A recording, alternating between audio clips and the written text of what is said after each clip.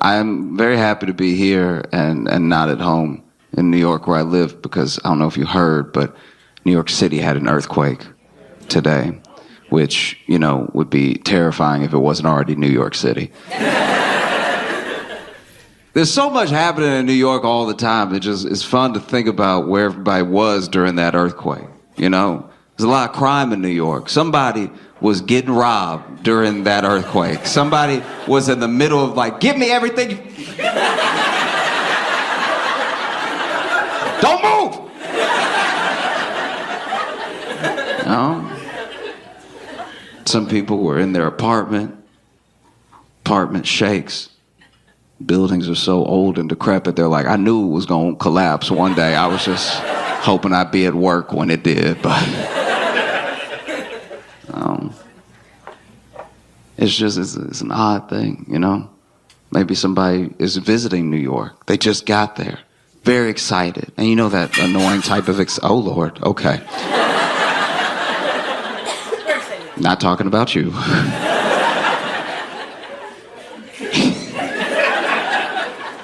It just sounded like so much stuff. Like that, it's clearly more than one plate. Oh, but maybe somebody just got there and they're very excited. They're like, ooh, you know what I'm gonna do? I'm gonna go get some street food. I'm gonna get an authentic New York hot dog. This is gonna be amazing. And then earthquake hits. And then they are covered in hot dog water. It'd honestly be the most New York experience they could have. Another thing, I think enough time has passed that I can talk about it without it being awkward. Like, one of the weirdest things to me about 2020 in general was, you know how there's bunker people? There are people that save up a bunch of money to build a bunker in different types. Some people build a bunker underground. Some people have a different location they're going to go to if things hit the fan and everything. Some people have like a whole site that they've built and stuff. And we've always, for years, for decades, made fun of them, right? It's something that started in the Cold War because they were so sure that the Russians were going to bomb us that they started to make bunkers, and it was a normal thing. Then, as those sort of fears started to disappear a little bit, it became less common. But then there were some people who were still like, guys, something's wrong. Some bad things could happen. So they made bunkers, but then they started making it with, you know, their personal wealth and everything. And we made fun of them all the time, you know? And then 2020 hits, global pandemic that affects everyone in every country. And almost all the bunker people were like, that shit ain't real.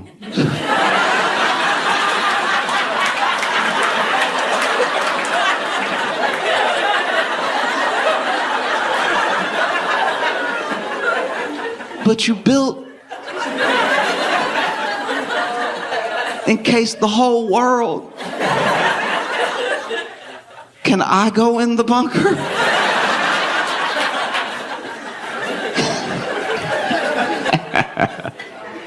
Oh, man. I've been thinking a lot about just the general power of marketing, of ads and everything. And I don't know about y'all, but I always feel like I'm smarter than ads. Like, I always feel like, that's ad. I can see it. That's product placement. You can't fool me. You're not going to get me. That's an ad. And I always feel like I'm better than advertising, like I'm above it all. But I do have a bunch of stuff that I don't use, that I don't really remember why I got it. You know? And I think it's something that we need to pay more attention to, just the power of marketing, how influential it is, you know? Like just imagine a world where you work at some sort of agency, right? An ad agency, whatever, some type of marketing agency. And not now, right? Let's go even further back to when people were paying even less attention to ads and they were served less of them every day, right? Let's say, you know, 70s, 80s maybe, and you're working at this agency. And you go in one day to work, just any regular day. And let's say you're like co-VP or something like that. You're high up there, right? And then you get into the building and everybody crying. You don't know why. People are walking out with those, those cardboard boxes specifically for when you're fired. Everybody out there shaking, walking about, running out and everything. And you're like, what happened? And no one's even answering you. As you pass by people, you're like, what happened? They're like, no. And then you get to your office. Maybe you share an office with somebody. And so you look at your partner and you're like, hey, what's everybody so upset about? What happened? Right? And then he's devastated. He's like, oh, it's horrible. One of our biggest accounts, top accounts, right? It's one of our top accounts, Kool-Aid, that some cult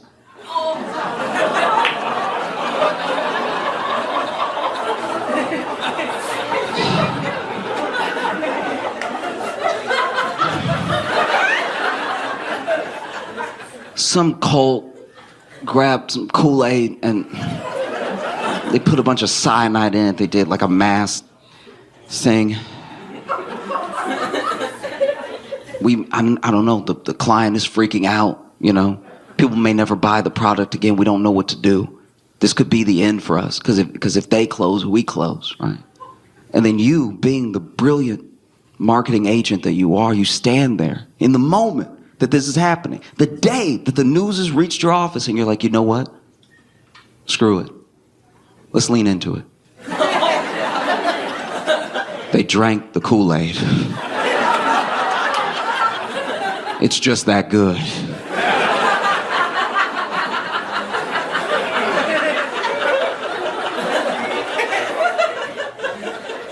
You think about it.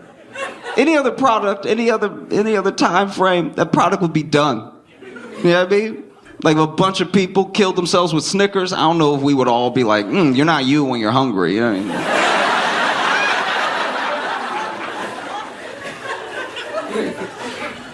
That's the power. To this day, even after a tragedy like that, to this day, people be at the barbecue like, pass me some of that red. That's some good stuff,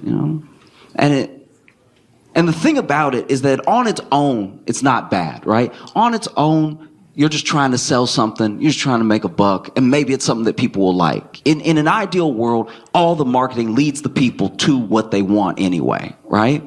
But it doesn't always work that way, because we found that the easiest way to make money is to make people feel like they don't have something, to make them feel less. So then if I'm less, maybe this thing will make me more and it'll make me enough, right? Because if we never feel like we're enough, then we always need a little something else, right? And that's how they make money. If you were always content all the time, no one would be able to sell anything to you, And so on its face, it's not bad what they're doing. But when they're all doing it at the same time, and it's most of what you see, when it's ads all the time being like, you're not this, you could be this, you could be better, right? It just starts to make you feel terrible. It starts to make you feel like you don't matter at all. And I hope one takeaway that you have from the show, not just laughing, I hope that you walk away from the show feeling like you matter as a person, right?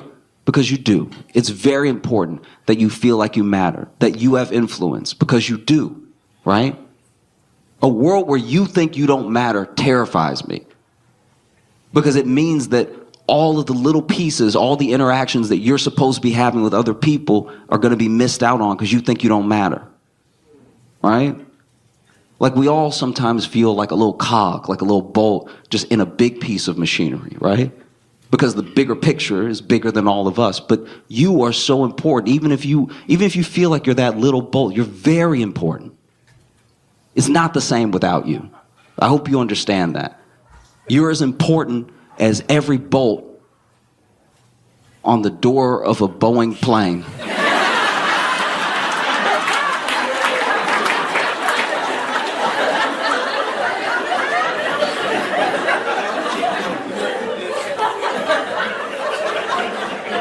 Because maybe that's what happened. Maybe that's what happened. Maybe at the factory when they were building the plane, they didn't screw the bolt down all the way, so then the little bolt's like, do I even matter? If they don't care, why should I care? Then mid-flight, it's like, I give up. I don't care. And then the door flies open, you're like, oh! What the hell? because you're the window seat. No. And now you got the CEO of Boeing, David Calhoun. It's important to say their names. No, it is. They always just get to move like these faceless people that don't do anything and then get to enjoy them. It's like, no, his name is David Calhoun, and we should all know it and say it and hopefully find him. Just to chat. You know? But no, he's stepping down. And I don't know. I don't like that. He's stepping down now, and I think that should be illegal. You shouldn't be able to go. You should have to stay until it's fixed. Do you know what I mean? Like, that's crazy that you messed it up. And now you're leaving with a severance package, by the way. With a, you know, articles call it a golden parachute. How ironic. You get to leave, but you messed the whole thing up. You know? And I know he's not fully alone, but he's the lead. You know, when you're the CEO, you're the captain. You know? And he gets to leave? That's crazy. And he gets to leave richer for messing it up. That's mind-blowing. He should have to stay until it's fixed. It should be the last job he's allowed to ever have. Until it's fixed. You know? And if it closes, then no more work for you. And by no more work, I don't mean you get to go off and enjoy. I mean, you will not make another dollar for the rest of your life. You need some stakes to be in the game, you know? Because I had a friend actually take up for the process. I had a friend be like, but Josh, now that he's stepping down, someone good could step in. Someone that cares, someone that could fix the thing. And I'm like, are you brand new? Like, what? In what world is that going to happen? That's so crazy. I told him the same thing I'm going to tell you now. Imagine you're on a flight, right? Middle row, middle seat. You're not having a good life. And you're on this flight, and during the flight, you feel this incredible turbulence. And I'm not talking about those air pockets where you drop a little bit. I'm talking about you're hearing noises you've never heard before. Just like terrifying stuff, all happening at one time. And it's not just like a little bump, bump, bump. You're swinging, you're slamming into things and everything. Those air masks drop down. You know, the ones that definitely don't work. I hate that part of the demonstration so much, by the way. They always put the thing on and everything, and then they're like, the mask may not inflate, but oxygen is still flowing. It's like, that sounds like something you'd say to a dead person. That's one of the craziest things I've ever heard. The mask may not inflate at all, but I promise it's still working because you won't be able to tell anyone it didn't. Mind blow. No, I swear. You know? But let's say that's happening. You're in it. They're screaming, people crying, people praying, people tearing up and everything. And in the midst of all this turbulence, the cockpit door swings open. And the captain walks out. And the captain doesn't walk out to say, hey, everybody, we have it under control. Please don't panic, right? Captain doesn't come out there to say, look, the PA system broke. I just want to tell you myself, we're all going to make it. We're all going to be okay. I'm going to make sure we make a safe landing, right? The cockpit swings open and the captain comes out to say, I've decided to resign from my position as your captain. It's been an honor, but I can no longer uphold the standard of this plane, and so I will be leaving. Wearing a parachute, by the way. He's wearing a parachute while he's talking to you. He's wearing a parachute while he's talking to you, because I'll be fine. I'll be fine. I know I messed everything up, but I'll be okay, okay? And then he jumps out of the already open door. No, shouldn't be allowed.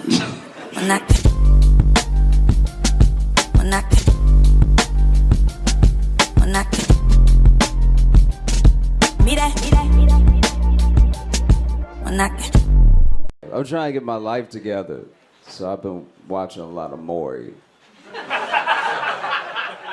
Because Maury, one of those shows where you feel like I don't have it together, I ain't doing anything myself. You watch a little Maury and you're like, I'm not doing that bad.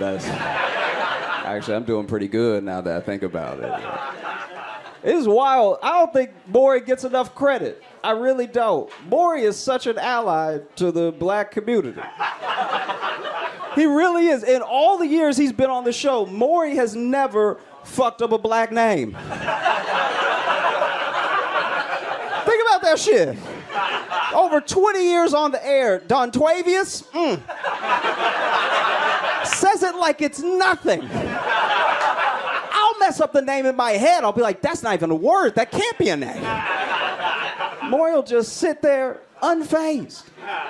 They'll put the baby on the screen. You know, like, the show been on long enough that now, even in our DNA, we know we shouldn't be on Maury. So even the baby look embarrassed to be on Maury. Like, even the baby, like, it's not my fault.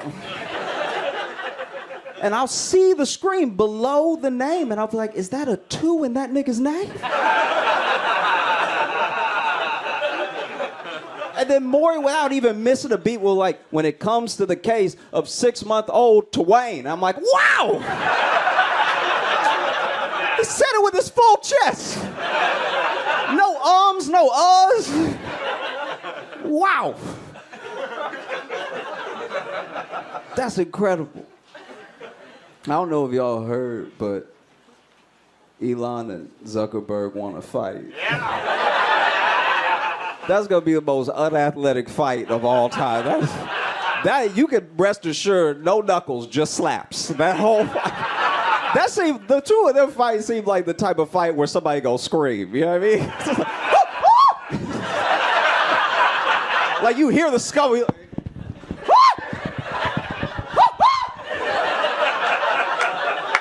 Like they never been bruised before, so they're like, why am I changing colors like this? Is this what poor people go through? This is crazy. This is wild.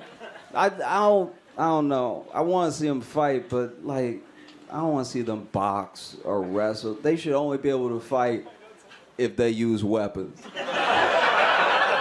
Like I would watch that. That'd be amazing. Just give them 2 swords and let them cook on each other, you know? Wow. I'd love to see them fight though. Like Zuckerberg looked like if you hit him hard enough, a screw will pop out his mouth. Like, and Elon looked like if you cut that man, it's gonna be nothing but Elmer's glue and marshmallow cream coming out. Those two are the whitest people I've ever seen in my life. Have you seen those two on the beach? It looks illegal. Like, I don't know how to describe. These two are so white, it feels unfair to white people to call them white. Their color should be called colonizer. That's crazy that they're both called white. I don't know. I think that they should fight. I just don't want to see them fight in MMA. I want to see them, fighting like a little tiny submersible thing. And we'd be like, you gotta go down. If you do it up here, it won't be fair. So, Have y'all used Threads yet? Okay, a couple woos. All right. I don't know. I don't know how to feel about it. It seems okay. You know what I mean? It seems like what the old internet used to be. You remember that old like AOL text type? That's what it feels like. I just can't wait for Threads to become a dating app. Because that's what happens. Like, men are too horny and nasty not to turn everything into a dating app eventually. Anything with DMs becomes a dating app almost instantaneously. It's crazy. Men will turn Uber Eats into a dating app. We'll be like, we'll get the pizza delivered and be, if she cute, you like, I got a whole pizza if you want to hang out for a little while. Like, dudes turned the phone into a dating app before dating apps. A lot of people don't know about it. So, in March 7th of 1876, Alexander Graham Bell was given the patent for the telephone. But they don't put it in the history books that on March 8th of 1876 was the first time somebody made a phone call and was like, what the fuck you wearing, bitch?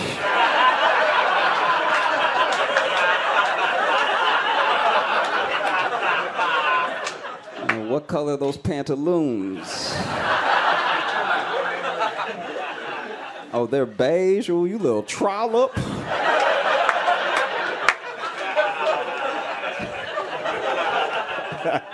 Yeah, what color? Oh, that's the thing, too. Like, just popped in my head this week. Sometimes you just have memories of when you were little for no reason. I've been thinking about my life and thinking about growing up and stuff, and I just had this thing.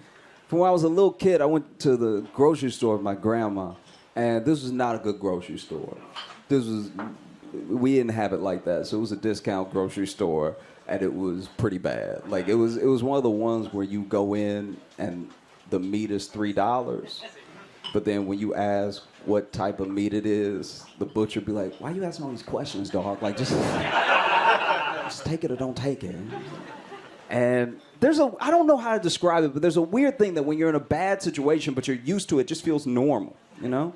And so I was hanging out with my grandma, we were walking, she was putting stuff in the cart and everything, and then we heard an argument that turned into a fight on the other aisle, right? And it's loud, and they're knocking stuff over off the shelves and stuff, and they're screaming at each other, and one of them's like, you don't get on my face, I'll shoot you. Yeah, like nothing you want to be a part of. And I saw my grandma turning down to go down that aisle, and I'm 6 years old, but I'm like, Grandma, do we really need to... And she like, I need the bread. They not fighting me, all right? And the night before I went to the grocery store with my grandma, I was at home, and I was watching TV. And because we didn't have a ton of money growing up, cable was a luxury. And it was a luxury that my mom had to time. Because she wanted to give me what other kids had, but she just knew she couldn't really give it to me all the time. So we had to plan cable. So my mom... we would have it for 3 months, not have it for 6, you know. My mom would sit me down and be like, all right, so you gonna see the beginning of the season of Friends. But you're gonna have to find out about Ross and Rachel from word of mouth, all right? And so I remember this night was special because everyone had gone to bed without sending me to bed. So I'm 6 years old, and I'm just up late. Everybody's asleep. I got control of the remote. This is crazy. I'm about to watch whatever comes on late. This is wild. So I was flipping channels and stuff, and in my head, I'm like, if I don't keep it too loud, nobody will even notice. I can watch whatever I want. This is amazing.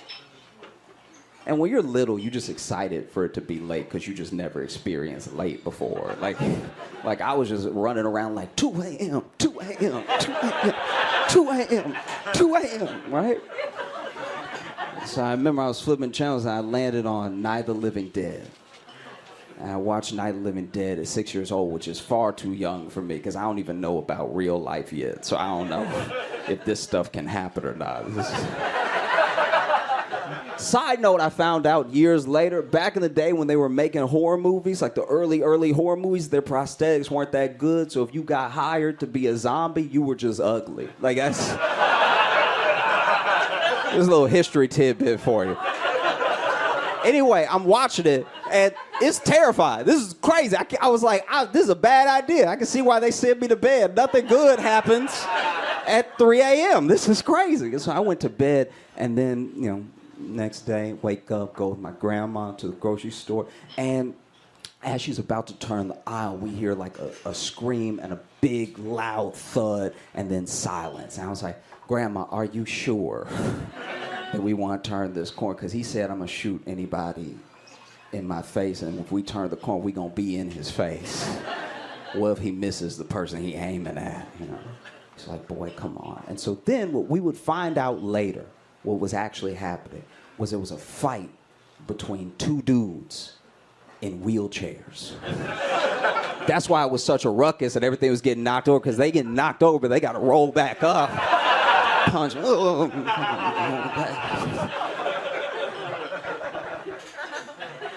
And so the thud that we heard was the finishing move from the first guy, because what he did, they had been scuffling and knocking stuff over with their chairs and everything. And then finally, he just grabbed that dude by the collar and threw him out his chair. And so when we turn the corner, all we see is just a bunch of bread and rice on the ground. That dude done rolled off already. And so the only thing that I see coming at me is a dude with no legs crawling like this. So I'm like,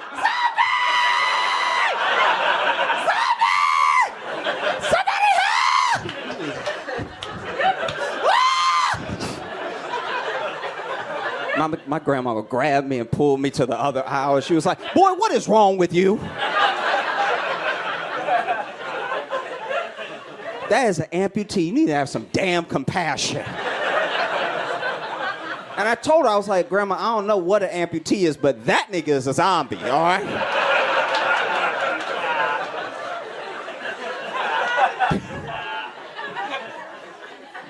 Terrible. Do y'all ever worry? That's the whole question. Like, my man, what do you worry about? Nothing really? You don't worry about any... Damn, that's the whitest answer I've ever heard in my life. That's crazy. That's what... Ooh, you got... Oh, she worries a lot. So she probably worried because you don't worry. She probably like... This stupid motherfucker doesn't worry about shit. She probably like. Well, what do you worry about since you're the one with sense in the family? Just everything? Yeah, okay. Wow. Y'all are a great fit for each other. I'm glad that y'all found a real yin-yang situation. Nothing. I don't worry about it. But why would you even admit that to somebody? That sounds like the whole crowd should jump you. It sounds like you got it like that. That's crazy. What about you? What do you worry about? Family. You worry about family? Yeah, I worry about family too. It's fair. Do you have a particular family member you worry about, or you just worry about in general everybody being Their well-being. their well-being? Okay. I live far away from them. Oh, you live far, so you worry about. That's what a sweet answer. Y'all are. Jeez. Really pulling blood from a stone here. This is crazy. What do you worry about? Nothing. What do you worry about? Just all of us, really.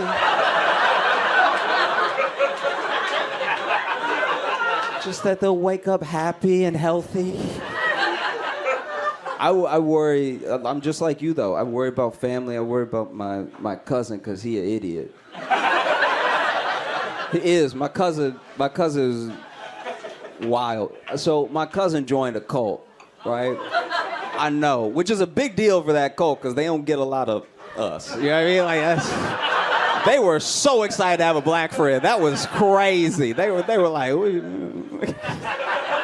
and I remember somebody told me to join the cult, and so I went ahead and looked it up, you know, because I'm worried about my cousin. I want him to be all right. I look it up, and I could tell he was in danger because the website was trash. It was like, I was like, Comic Sans, he is in danger, all right? This is terrible. They really crazy out here. That's wild. Broken link 404 not found. Oh, Lord. They might already did it. Okay. And so, basically, I went ahead and was talking to him. In my mind, the best thing to do was just go ahead and go to one of his meetings with him.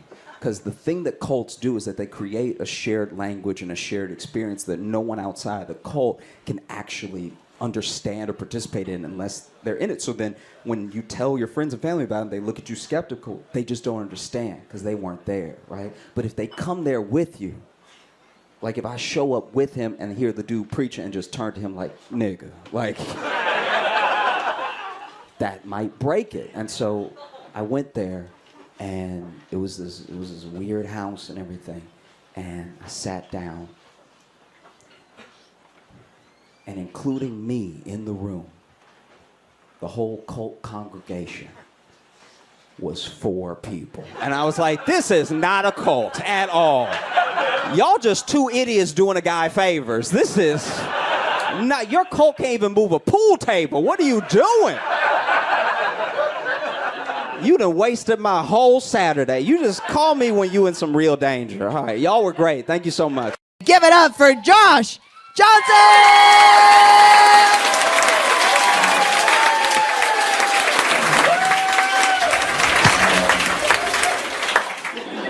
Before I came here in San Francisco, there was a pirate. No, it gets worse. There was a pirate threatening a tourist from Brazil with a blowtorch, right? Which, as a pirate, you really shouldn't even have, because you're supposed to be on boats, you're supposed to be around a lot of wood. You shouldn't even have a blowtorch. That's not even a useful weapon for you, right? It should have been a sword. It should have been like a flint pistol, something. That would have made sense. If he had a flint pistol and he pulled it on him, even in the streets of San Francisco, I'd be like, he's on theme. But a full-on blowtorch, how, right? And when I tell you that this man was a pirate, I don't just mean that he was dressed like a pirate. I think he was a pirate. Like, I think he didn't seem like land was treating him well, okay? And so now he has a blowtorch, right? And he's cursing out this person who apparently is this tourist from Brazil, which also, if you're a tourist, I'm not saying don't go to San Francisco, but I'm saying if you are an international tourist coming to the United States, especially for the first time, and the first thing that happens when you get here is a pirate, a pirate roll up on you with a blowtorch, which in any language is confusing, by the way. Like, you don't need to be speaking English to understand that this is a wild scenario that's happening right now, right? And so, they're over here arguing. Now, the person who really saved the day was someone that worked at a coffee shop that saw what was happening outside, right? And so then they ran up and they were sneaking up behind the pirate, right? Getting real. Yeah, and it was one of those sneak ups where I was like, ooh, if he turned around, you cooked. Like, if he turned around, because he was quick with it, but he was very smooth with all his movements. But it took him a while to like get close, right? Like, he was.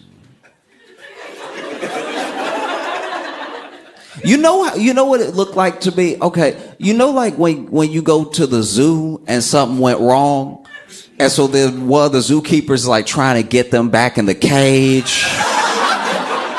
Or they trying to like let them know that kid in front of you, that's not food, but they getting close real slow. Like, they're just like, okay, buddy. All right. It's because you know what it is? You can tell the level of danger somebody knows they're in as they approach it by the hip movement. Because he wasn't just walking up like sneak up. He really like was pivoting as he was getting in. He was like, all right. Okay, all right. It feels like if you use hips only to move forward, nobody will hear you. It's like almost a universal thing when people try to sneak up, That's why you don't see, you like, that's not how your grandparents sneak up or whatever. Because if they tried it, like if your grandma tried to sneak up behind you real good and everything, you just be hearing.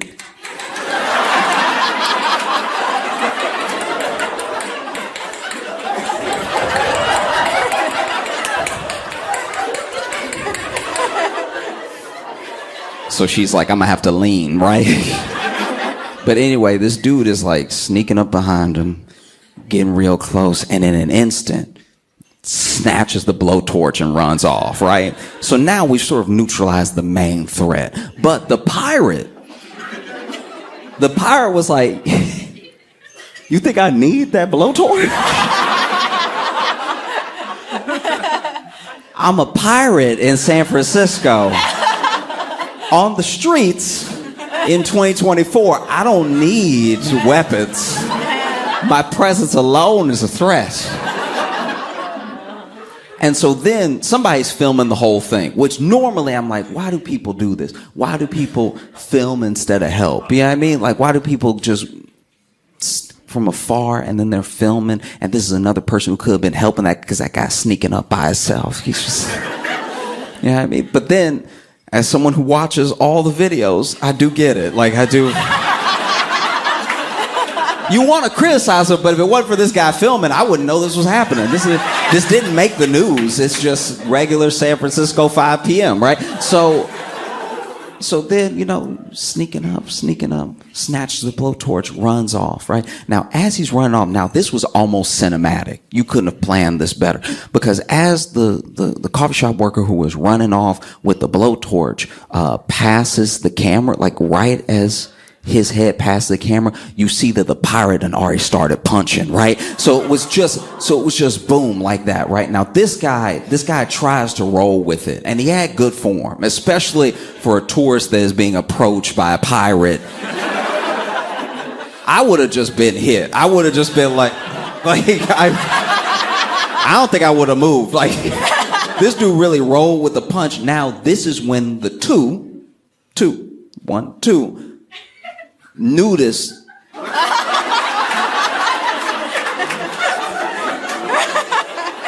come into the picture, right? Because there were some nudists that were there anyway. They were going to be naked no matter what. So when the two nudists come up, they're like, this is what we do. We didn't get, because a part of you, if you don't know anything about the culture, you thinking like, oh, they see a pirate, they're like, it must be safe to get naked. They just let you do whatever you want.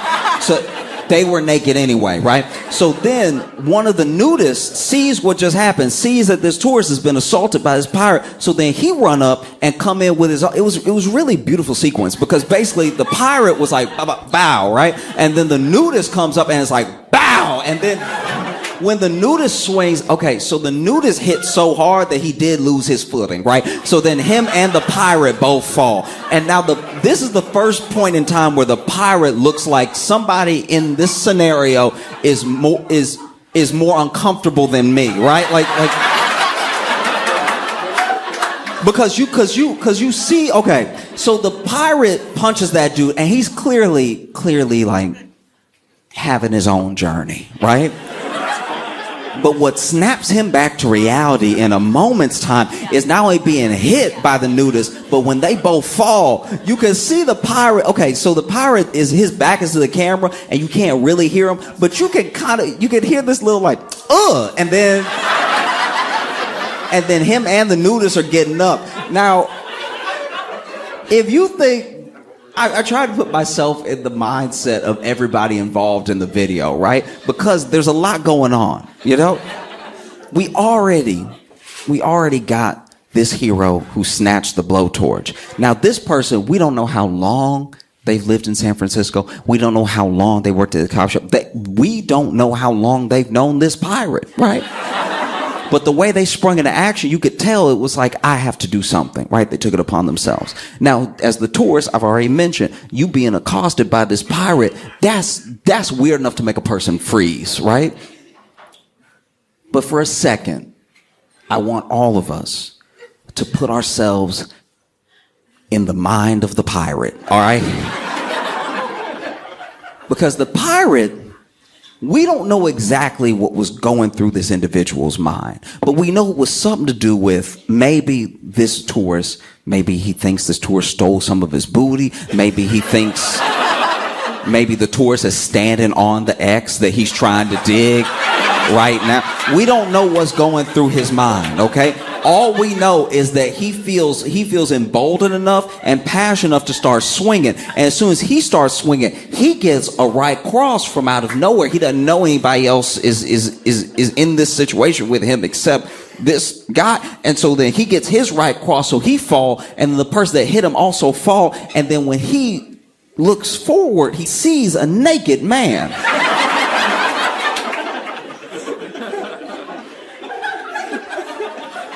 So you can see, even on the pirate, like, oh, I didn't sign up for this.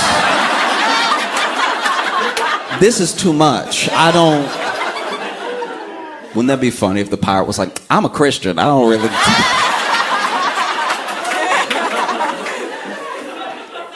But the pirate is also like getting up and everything. Now, the nudist was fast. So the nudist got up before the pirate really knew what happened, because you could tell the pirate calibrating.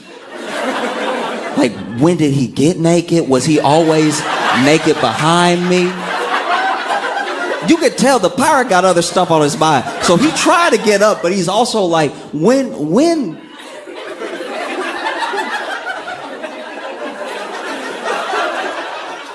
did this guy... And so then the nudist gets up, and the nudist tries to get another lick in before the pirate can get up, because to be fair to everybody involved, you don't know how quick and strong this pirate is, right? Like, is this a PCP pirate? Or is this a meth pirate? Or is this a crack pirate? We don't know. There are categories.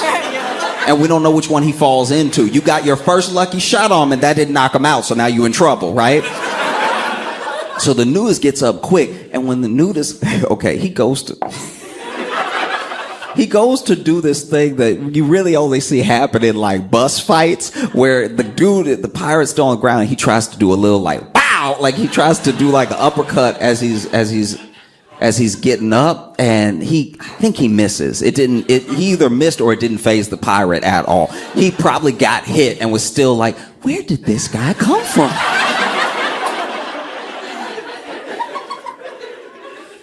Because also the nudists were white. And so it's on top of seeing a naked man, you just seeing like, you seeing shades of pink coming at you too. Because you got to remember, this nudist ready to fight. So you're not in a regular fight with another dude. Like, also, by the way, I'm pretty sure if I remember the video correctly, the tourist has not left, but he has taken...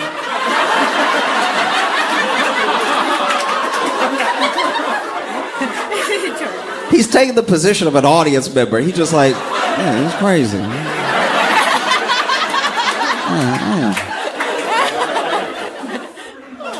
And so then the pirate tries to get that extra lick in, and I think he missed and everything. And then the pirate... They have a couple more little scuffles, because you can tell that the pirate trying to like fight, but he's not trying to get too close. Which is, look, as far as a tactic, because there's a lot that people don't know about martial arts. There's a lot people don't know about self-defense. And it didn't occur to me until I saw that video that man to man, for real, like if you ever in a fight and you don't really want to fight, and you know your opponent doesn't have a gun, right? It's just man on man fisticuffs, right? It would help to get naked. I think the level to which somebody want to fight you goes down the more naked you get. You know what I mean? Like if we have like you bigger than me, if we have problems right now and you coming at me, but I'm just like that switches things up for you, because now you like, what am I gonna punch? Like, am I gonna? Because even if you win it, you don't really want to, even if you punching, you just don't really want the risk of touching balls like that. Like if you, because let's say we going head body, but then I go high and you go low, and now all of a sudden my whole knuckles get grazed. But you see, y'all groaning, but I'm right. You don't want to fight now. Next time somebody try you in the street, fellas, just start. Because dudes already take their shirt off. The problem is they not stopping. That's the problem. They not stopping the whole fight by just taking the rest off. Because the shirt is like, you're not going to be that encumbered by the shirt, right? Might as well drop the pants. Yeah. Even take the shoes off. Really confuse them, right? And so you can tell that the pirate really doesn't want to like fully get in there. And so the whole thing starts to just fall apart. And the whole time I was thinking like, wow. I was trying once again put myself in the mindset of everybody involved. Like we went through what the tourist must have been thinking, what the pirate must have been thinking. Even the nudist.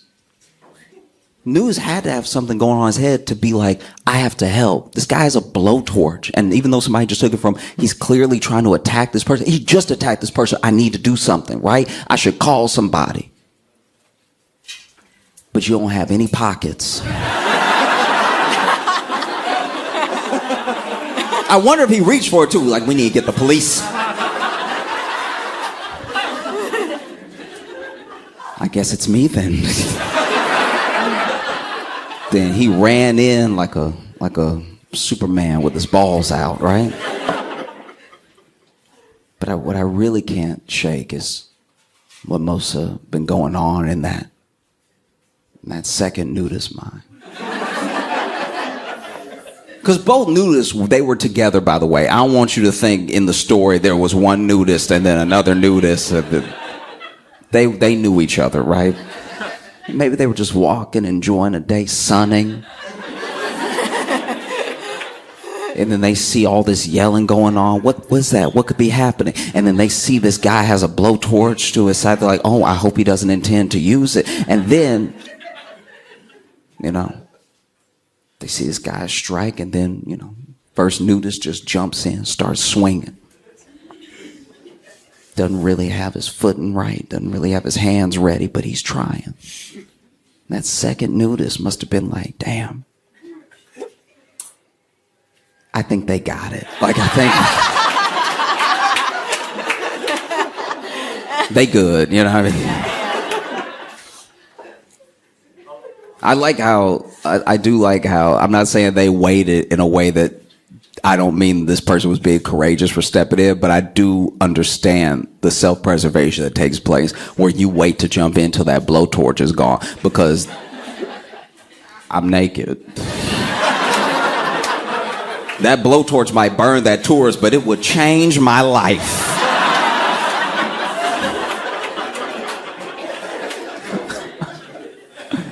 Yeah. No, it's wild stuff, man. Oh, I also want to say real quick, thank y'all so much for coming to the show. Thank y'all for being here.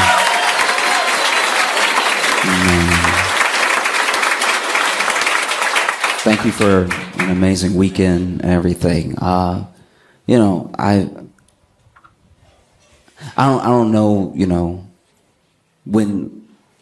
when y'all might have seen me for the first time or anything, or what maybe video it was. I've been posting to YouTube for like a year now, and I started it a year ago where I was just like,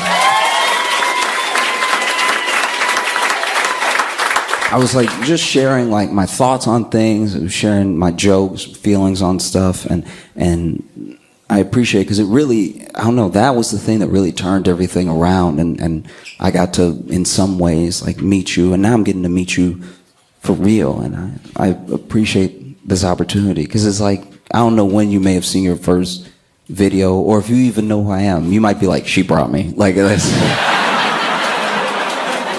that's also very fair. I will not be offended at all, right?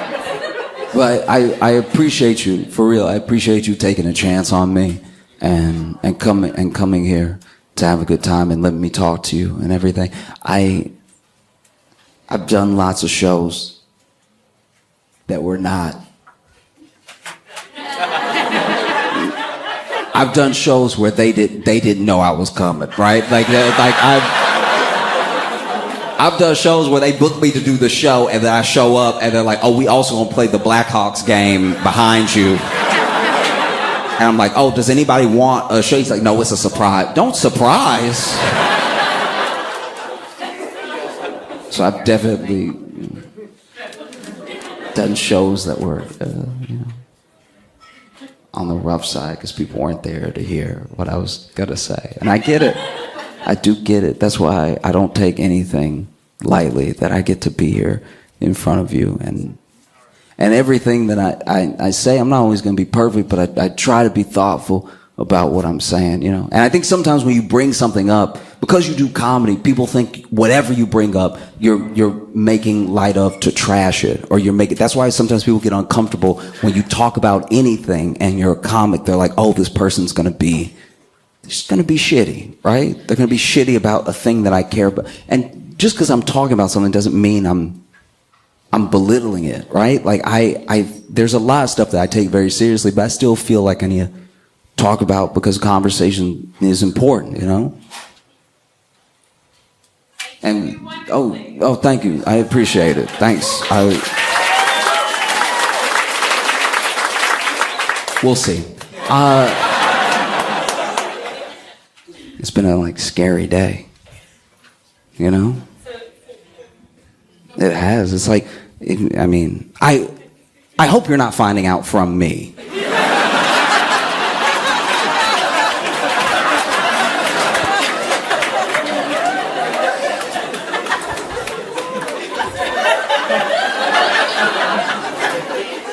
But someone at a rally, someone, don't do that. I'm just telling you what happened.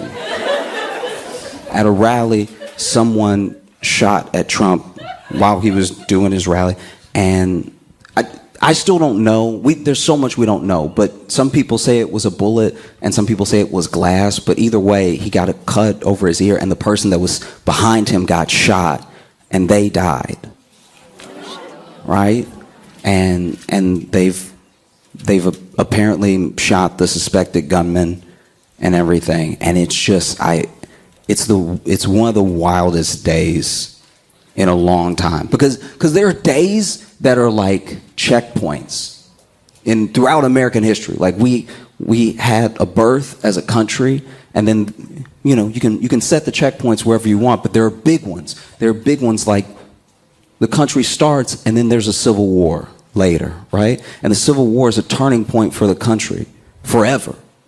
You know what I mean? There are people that even now say like we're more divided than ever, and I like to remind them that we did have a civil war. Yeah, I mean, like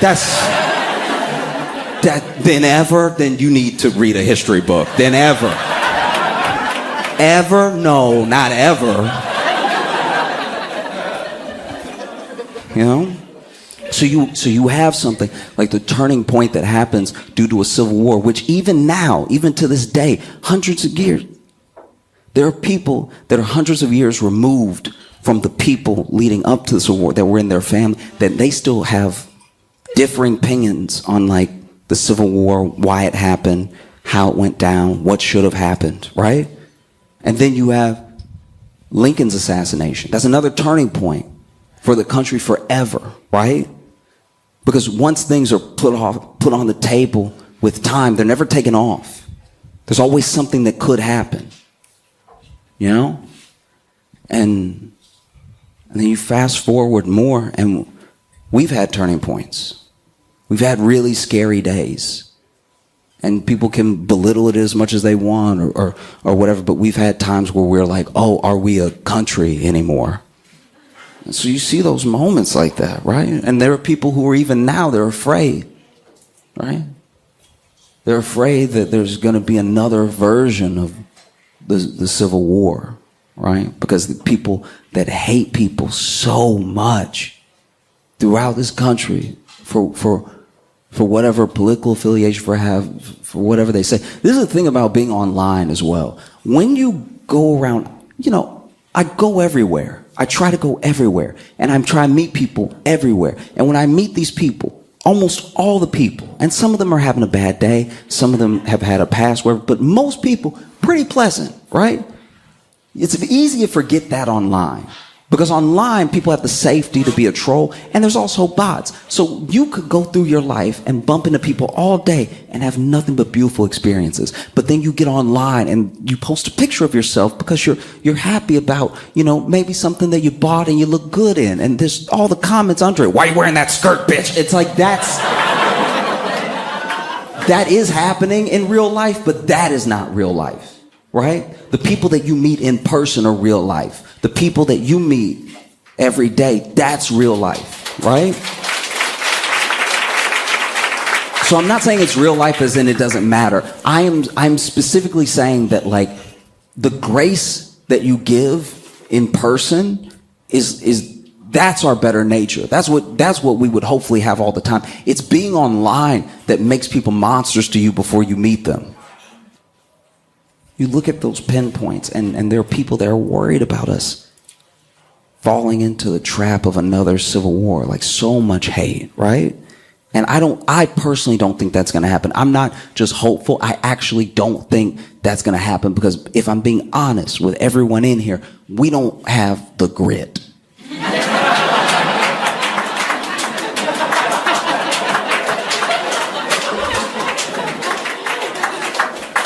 I'm not saying that there aren't people with guns. I'm not saying that people have murderous intentions for their fellow Americans. I'm saying that as a country, it's we would get tired too fast. We would. Like it would be day 8 and there'd be people in America wake up on whatever side you on being like, again?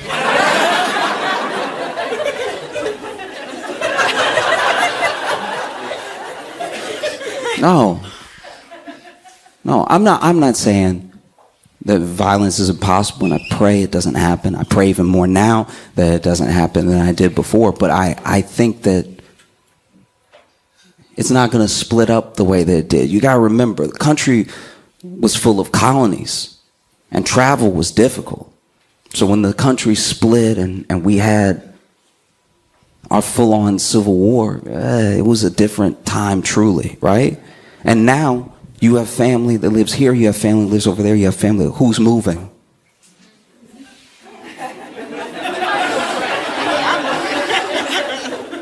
Because we're too interconnected now in a way that I think is good, in a way that actually forms a union, right? We're quilted together now.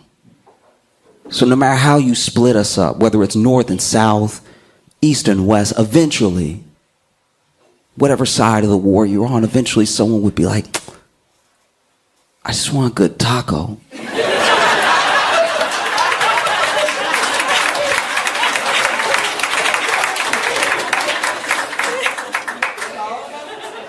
You know, I believe what I believe in, whatever, but I cannot have another bagel. I am stopped up. For my health, I can't do it.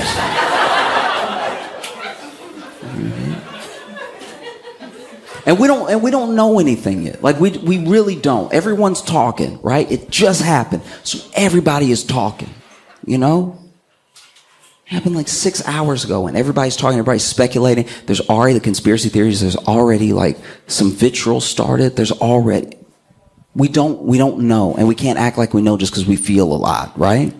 Because this is the other thing. You talk about pinpoints in time, you talk about checkpoints. Civil War then leads to Lincoln's assassination. That's another checkpoint that we cannot come back from, because once things are on the table, they're on the table for the rest of time.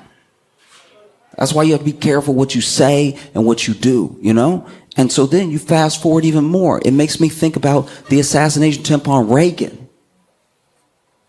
Because Reagan, you know, Reagan still is one of those figures that's like either beloved or absolutely despised, right? The policies they put forward and the aftermath afterward, you know, people feel how they feel about it, right? But when you think about that person that shot Reagan, right? We were in a different time of division back then. It was still pretty, you know, relatively civil, relatively ideal by today's standards, right? But let's say we had lost our minds then and been like, oh, this is a plot, this is an inside job, this is a conspiracy. Let's say we lost our minds when Reagan got shot, and then you actually talk to the shooter, and then you find out why he did it. He's like, oh, I just wanted Jodie Foster to like me.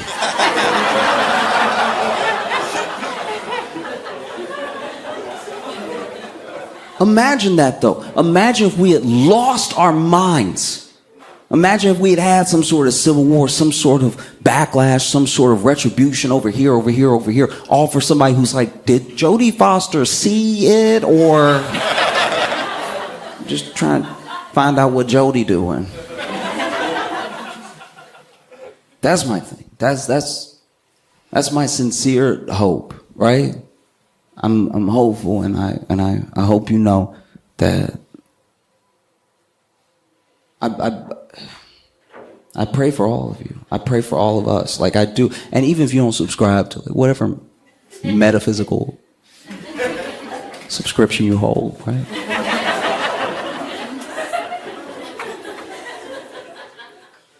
You know?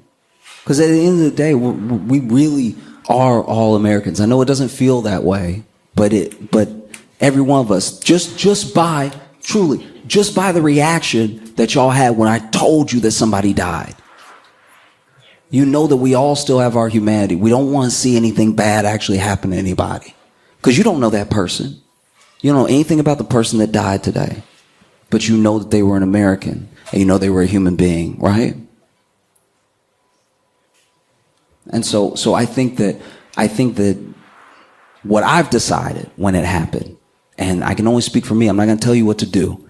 No matter anyone listening to me, you can do what you want. But when I saw it happen, I decided in that moment that this right here is where I'm going to plant my feet, right? I'm not going to let this make me radical one way or the other. I'm not going to lose my mind, because we don't know. And two, the humanity we show to each other just in passing, that's really important. And honestly, all this is going to be funny again in a minute. I haven't forgotten, like I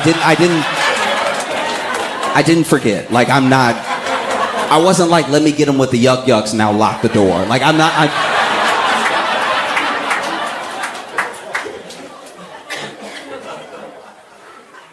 just hope, like my sincere hope is that this can be the thing that like scares us straight.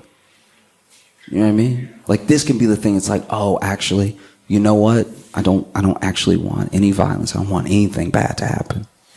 You know what I mean? Because they're snowballs, right?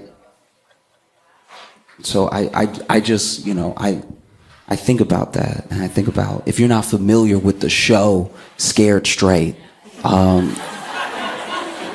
basically what they do is they take kids, right? Then kids who are pretty bad, right? They're like bad kids, and then and the kids are very hard to root for, because by the beginning of the episode, they're always like, I punched my grandma in her face, right?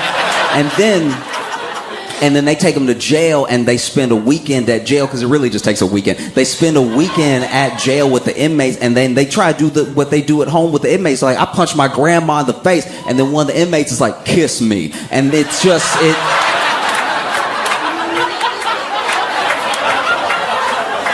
it changes, right? It changes the vibe. And I'm not saying it works for every kid, by the way. I'm not saying that this is a foolproof thing. We can talk about child psychology however you want, but I'm saying for the kids that it does work for, it was actually something bad happening that woke them up, right? It wasn't just me coming to my senses one day. It was like, this is rock bottom. You know? You don't just wait for rock bottom. You don't just try to fall until you find it. You can decide it for yourself. This feels like granite. I think I'll stop here, right? But I also know that, like, sometimes if you don't say anything, if a thing goes unsaid, people think it goes unthought, right? And if you don't reach out to people don't know you care about them. I care truly. And people are going to feel the way they feel about me, or feel about me talking about this, but I care about every single American in a serious way. We're a country, and we're a country of people that are different. We're a family of people that sometimes hate each other. That's what family does most of the time. I went and got a dentist through unconventional means. Basically, my dentist was handing out coupons. You know the little door knocker coupons that they put on the doorknob? Okay, so my dentist had been putting those on the doors in my neighborhood, and so I came home one day and I grabbed it and came inside. It was that and 2 pizza coupons. And And I was reading it. I really don't even remember what the deals were, but this is when everybody was trying to make everything a coupon, like in 2013, 14, when everybody was like Groupon was big and all this stuff like that. Like, you know, I don't remember what the deals were, but it was like 2 teeth, get 1 free. Whatever it was, I don't remember. All I remember is there was a teeth cleaning on there. And so I was like, oh, okay, I'm going to go get my teeth cleaned at my new dentist, you know, because if this dentist has coupons, this is the dentist for me. I have no money. And I didn't have like dental or anything, so I was like, I need any break I can get. Now, I went there, and the dental assistant was very professional. She was very good, you know. And that's my thing, is that any professional of any type, you want them to be confident in their competence, right? Like you want that's why you lean on them, because they look like they know what they're doing, and they have the confidence in somebody that knows what they're doing. So you just leave it to them, right? If there's any point where you have to question that, it ruins the whole. Yeah, I mean, like I've been on the bus before where the bus driver looked lost.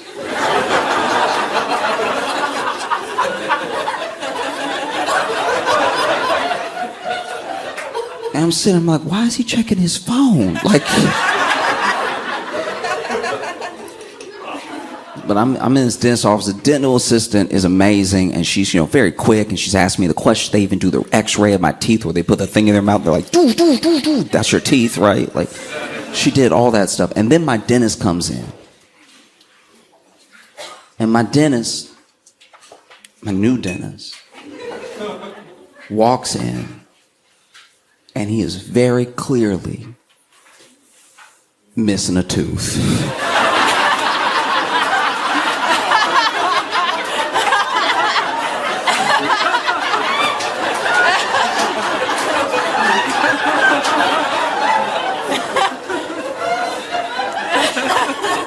And it's not like a wide smile, back of the mouth chewing tooth. This is one of the stars of the show. This is one of the teeth that when you smile goes like, ba-da, like it's. And so he missed, I don't know how to describe this, but he misses the tooth hard. Like he might as well be missing 2 teeth the way he missing this tooth, because it's not a center tooth, but it's one of those teeth where, because it's missing, I don't know how big it should be, so it feel like he missing the whole front row. Like it's very distracting, right? And so then he come in, and I don't know if it was recent that he lost his tooth or something, but the space in relation to his tongue is causing some slippage, and it's making him lisp, right? And so he walks in, and he's like, "Hi, how are you? Have a seat." Because I stood up to shake his hand and everything. He's like, "Yeah, have a seat." And I'm like,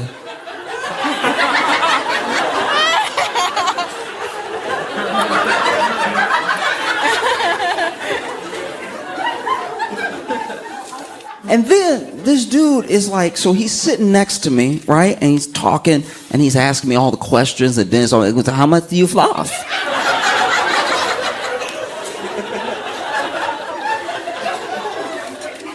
And this, so I was getting upset in the chair, because, you know, he's asking me, how much do you floss? And I'm like, oh, I floss every day. He's like, are you sore? And I'm like,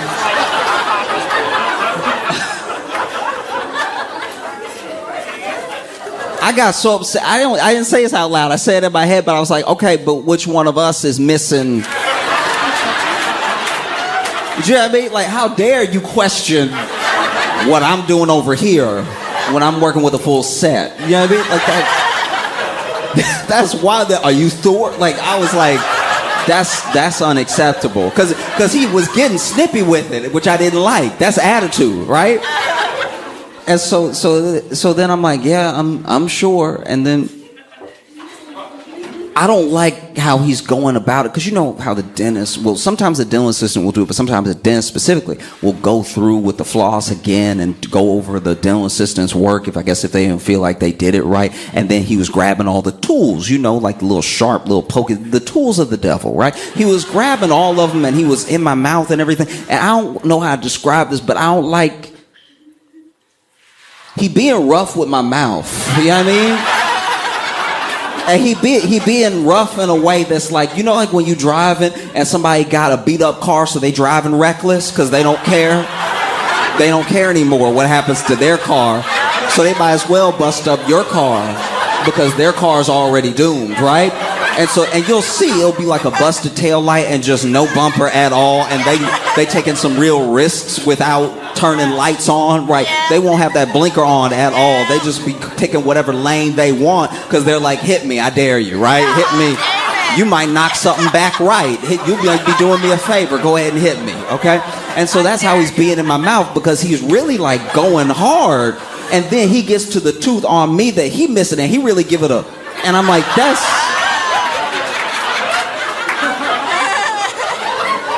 that's not okay, you know?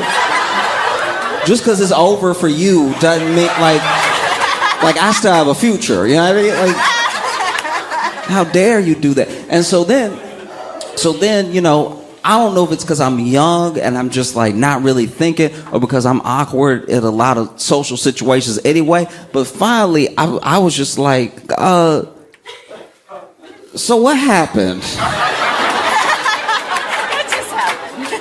And then this man had the nerve to go, what, this?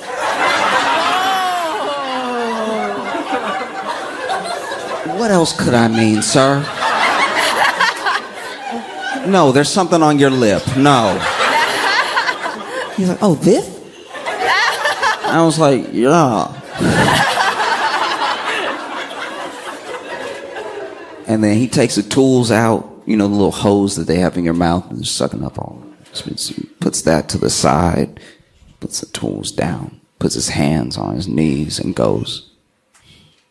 Got sullen, right? I felt bad for asking. He got really quiet and sullen. He was like, I hoped you wouldn't notice.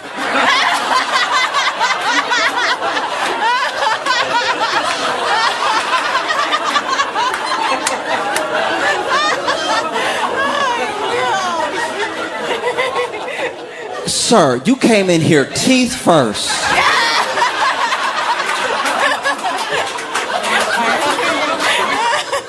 Smiling in my face, and you thought I wouldn't notice one of the main teeth.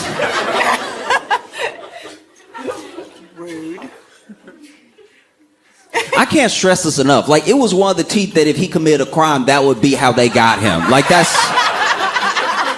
Do you know what I mean? Like if he stole something tonight, they'd be like, it was this one that was... You know what I mean? Didn't even have a gold tooth in there. Didn't even have something to be like, oh, I'm a different type of dentist, right? It didn't... Just avoid.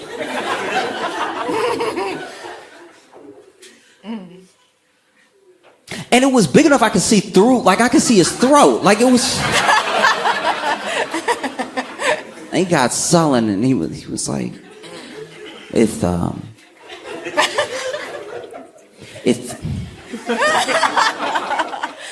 actually recent.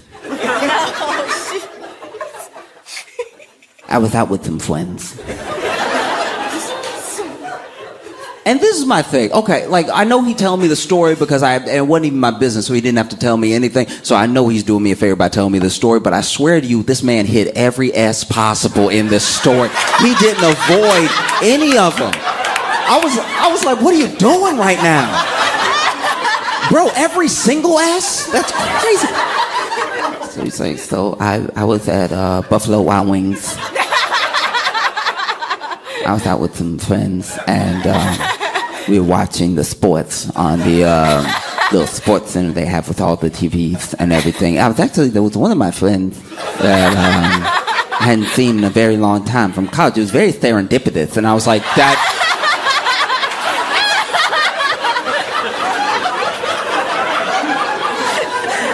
Don't do that. You didn't need that one at all. That was... You could have said fortunate. That...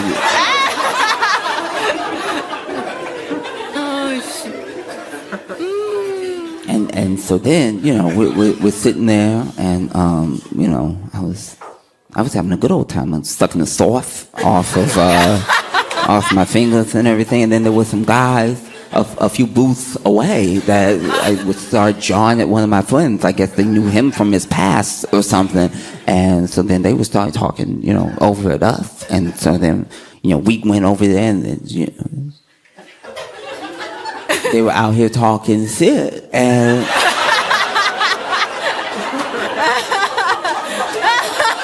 it's like truly some of the most Chicago shit I've ever heard in my life, because these like out here talking shit, and then, you know, I went ahead and I popped one in their mouth, and then he popped me right back, and I swallowed, so that's why I'm missing the tooth. And I heard that, and I was like, oh, is that all? Okay, go ahead. Go back to work. Yeah. You a good dentist. You was not a good fighter. I get you. Okay. Yeah. Maybe next time, let them talk, you know.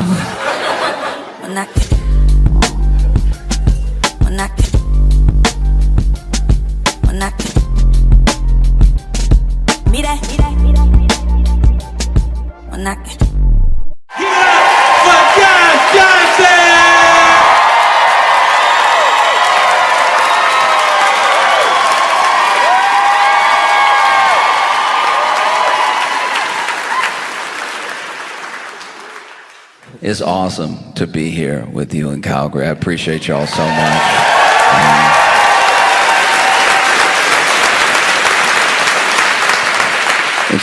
It's really great to be here in Canada to get a break.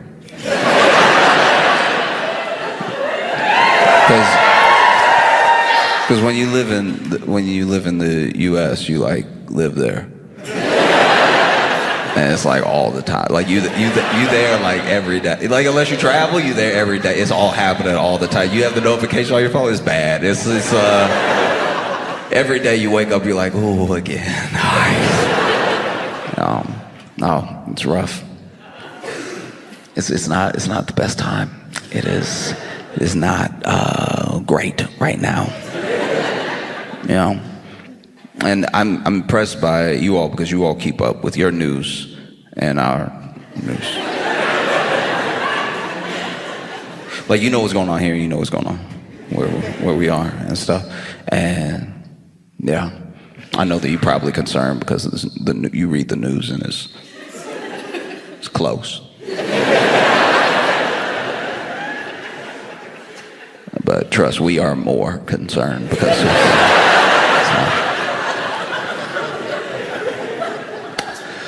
When I was a kid, this kid, I was just call him Laquan because rhymes with his name. But I always wanted to be really good at like climbing a tree. Like when I was reading stories growing up, some of my favorite characters were like very outdoorsy and they could climb trees real fast and everything. Maybe that'd be half the story was climbing the tree. And I just didn't have the grip.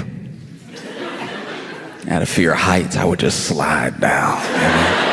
I didn't have it like that, but Laquan was fast. Was like, you know, up here, and just knew like where to put the foot to get the hand. To just had like an awareness of everywhere that his body was, you know, and he was able to get really high. And then one day I was seeing a neighbor. The neighbor was like, "Did you hear about Laquan?" I was like, no, I didn't hear. What happened? He was like, "Oh, he fell out of the tree, you know, and basically he got really high, but then a branch snapped, and so he had fallen, and then he bounced a couple times, and then he bounced between branches and just kind of hit every." You ever played pinball? basically did that all the way down to where the actual final landing was pretty soft, because every branch before that really broke his fall from what would have been a dangerous fall was now more of a plop with several lumps all over his body, right? And hearing that story was like painful, because the kid that was telling me about it was there, so he was describing it in great detail. He was like, and then he was like, boom, and then he was like, boom, and then there was one branch he hit, he was like, oh, you know what I mean? Boom, boom, boom, boom. And hearing it was like jarring, you know? I can only imagine what it would have been like to be Laquan falling out of the tree, and that's what it's kind of like to be in the U.S. as you like hear.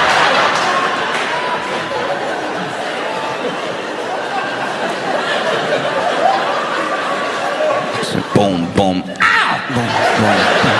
Oh! Boom, boom.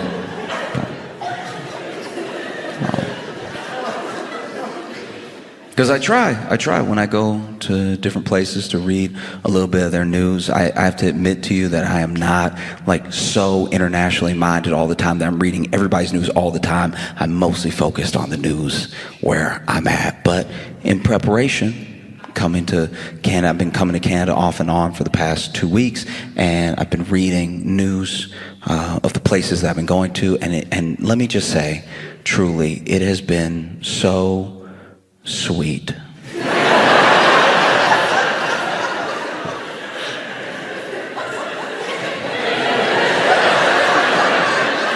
It has been fundamentally adorable to read and watch your news delivered with such earnestness, as if these are real emergencies.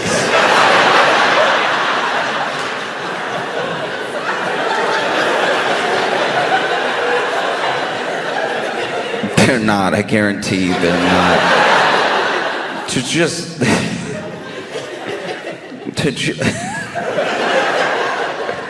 the way, oh, okay.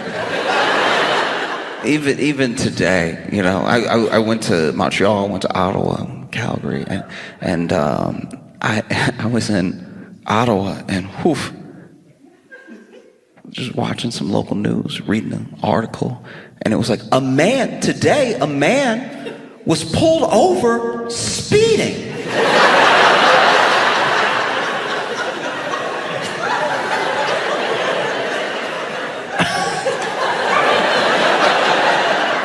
I mean, where are you off to in such a hurry, buddy? Is the car not enough? Is the vehicle not enough? You have to punch it. Maybe you should have left earlier, all right? Maybe think about that. Think about your own safety, safety of others, you know? Speeding. Now, look at yourself. Got yourself pulled over, now you're late, all right? A man today was pulled over speeding, and when the police pulled him over, it turns out he had drugs in his vehicle.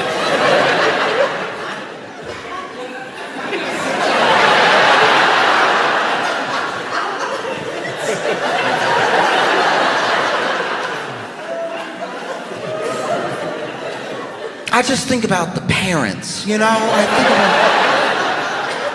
Sure, he was 45, but where did this start? Oh, something must be going on at home, you know? You know, because marijuana is legal. He had drugs. He had narcotics. You see that news and you're like, oh, that's adorable. No. Meanwhile, you'll turn on the news, living in the States, and they'll just be, man in Kentucky found dead, just legs. We don't know where.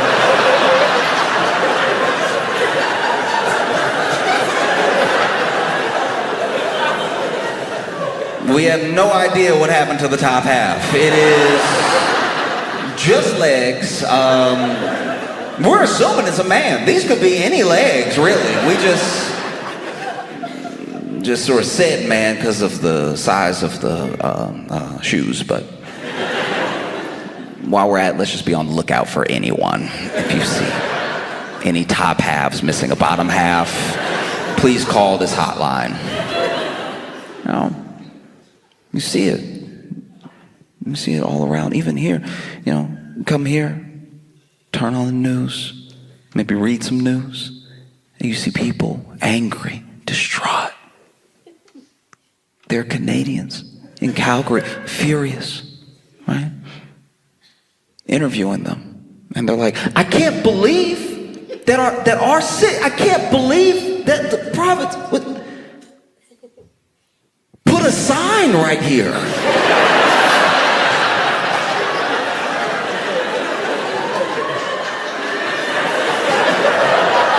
A sign right here, like a sign right here. I've parked here for years. What are they thinking? This is what happens when you lose connection to the people, all right?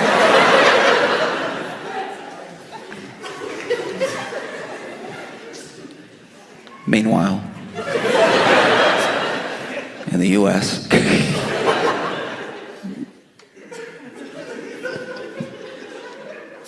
Trump has tried to defund Elmo.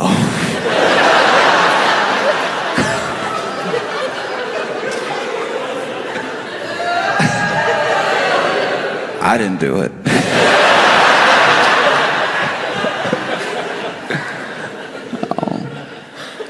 No, it's up for everybody. Bert, Ernie, Cookie Monster, anybody can get it. Nobody's safe. And so you see, when you come here and you get a break, you know, you see people like upset about something, but it's not like an umbrella of an issue. It's just their issue. You know what I mean? There's just something going on with them personally. That's refreshing. It really is. As small or as big as the personal problem is, it's nice, you know? It's nice to be able to talk to someone and get a sense of what's wrong with them. They're not having a good day. They're not happy, very angry or upset, but you're getting something from them that isn't this thing that it feels like no one can do anything about, you know? You know, like, met a man in Montreal, and we just casually started chatting, and he seemed like something was wrong, and I don't know what led me to do it, but I was just like, are you, like, how's your day going, you know? And he was like, she left. Meanwhile, in the U.S., if you ask someone how their day is going, depending on who you ask, depending on the state or city, you're gonna get a very different answer. But a lot of the people that I've asked, hey, how's your day going? Maybe I'm just at a store. They're ringing me up. I'm like, how's your day going today? And then they're like, oh, you didn't hear?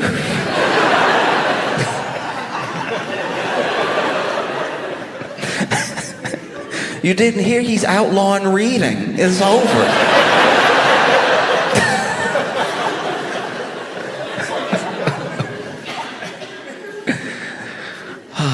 No, it's rough because then, you know, we have Trump wins. I know y'all saw. And then he's talking wild. He's like, Canada's gonna be the 51st state, right? I didn't say it.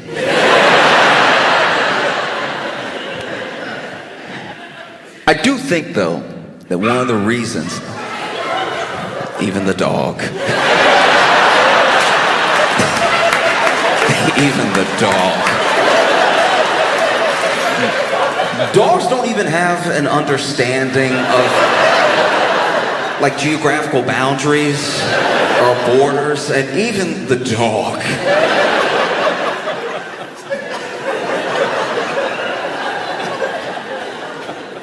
That's wow. Did y'all do that on purpose? I know you've been booing every time somebody says 51st state. Did you teach the dogs to also?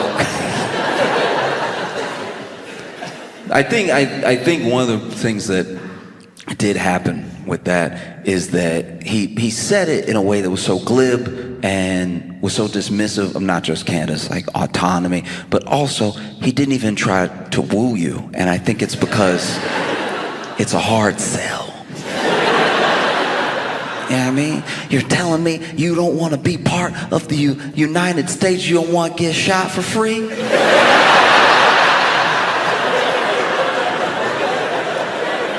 No, in the U.S., let me tell you something. In the U.S., the United States of America, you get shot for free. You only have to pay to take the bullet out. That's...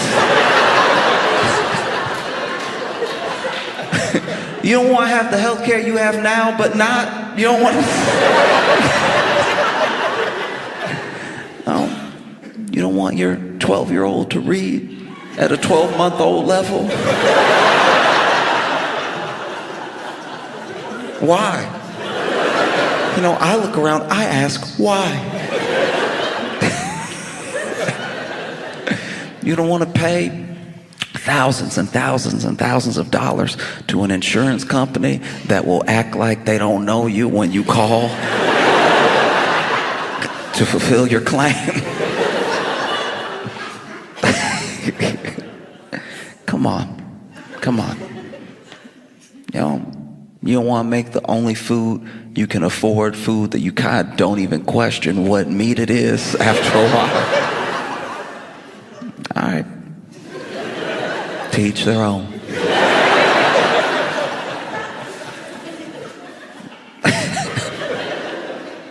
You know, because look, it is a tough sell to be the 51st. I don't think that it would really work. One, because of the things that we're used to, you know. Just in government alone, you have a parliamentary process. We have Congress, right? You have several parties. You have lots of parties to choose from. I say lots because we have 2. So even 3 would be like, wow!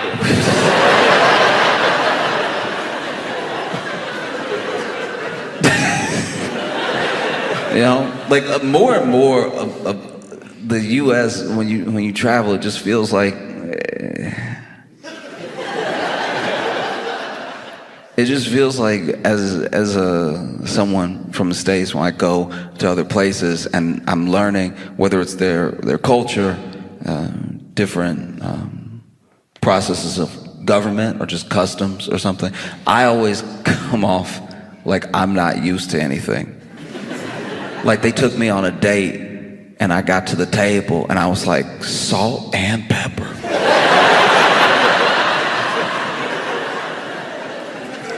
Because that's what I'm used to. That's the totality of the spice rack of American politics.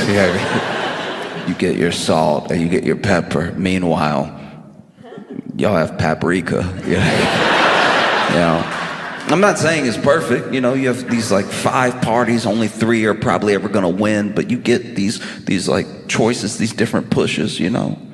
In the US, oof.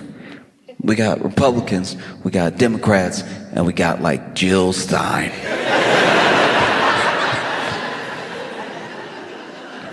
Like I've been learning about your parties. I really didn't realize how much deeper it went as far as like the seats and the majority, and that no confidence vote is a pretty big thing. That's crazy.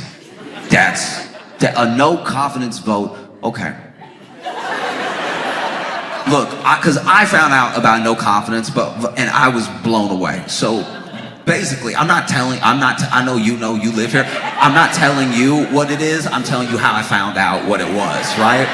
Okay, so with the no confidence vote, which is basically, if I have it right, it's when you have your like leadership party in power, but everybody is like, they're bad. Like, this is horrible.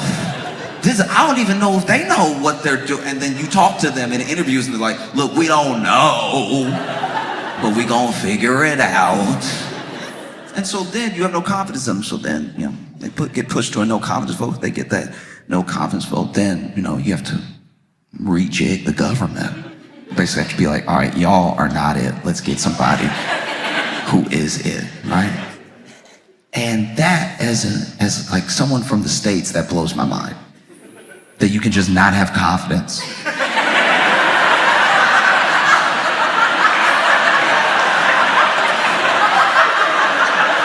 That you cannot have confidence in your leadership and you don't have to wait.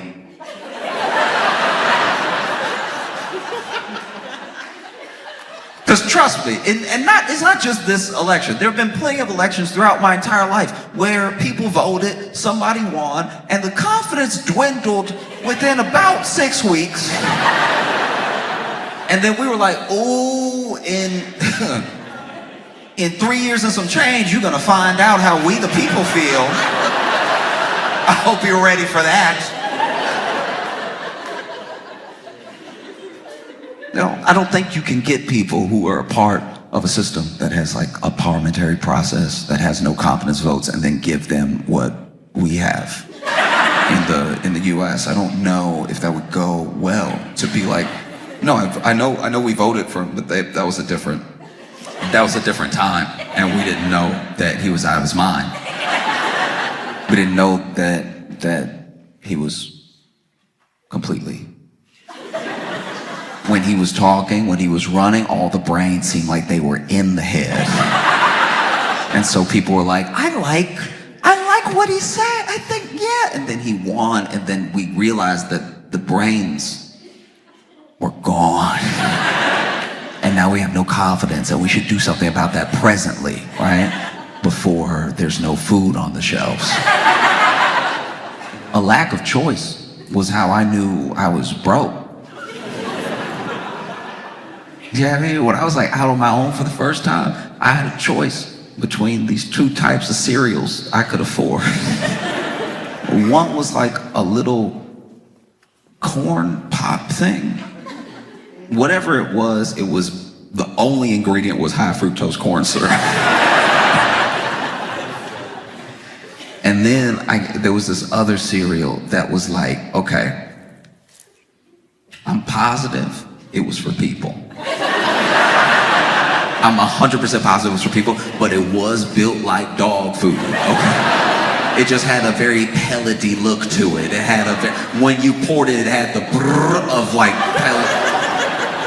Didn't help it also went in a bowl, right? And that was what I did back and forth because I was broke. And I just had these two choices. I could just go from one to the other, and one got me real like jittery and excited, and I usually crashed by like 2 p.m. And then the other one definitely felt like I should be barking if I'm eating it. Then I got a little bit of money in my pocket. Ooh, I got spoiled for choice. Then I didn't even know what to do. I'd buy some cereal and I'd be like, it's good, but it's not the best. It's fine. Completely forgetting it could have just been these two. No, that's what it feels like. Look outside looking in, that you have like a whole parliamentary process. I'm not saying it's perfect. I'm sure you have your problems. I get that. You don't tell anybody, but I'm positive that you have your own problems. I get it. And I understand people's frustration. I know that there's been strikes in Canada. I know that there are people that are worried about housing. A lot of the same things that people are worried about in other countries. It's not as if I'm projecting some like absolute heaven and haven onto you. I know that it's a country full of people and people have problems. It's just we have more. It's a lot. Yeah, I mean. It's a lot, and I don't think that it would work, you know, because even with a prime minister versus a president, your prime minister still fits in that legislative branch, you know. There's a lot of things reining your prime minister in, no matter who they are, and a president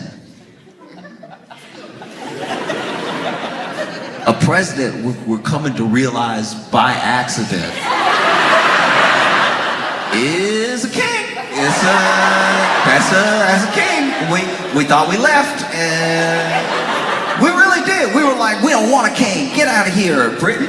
And Britain was like, all right,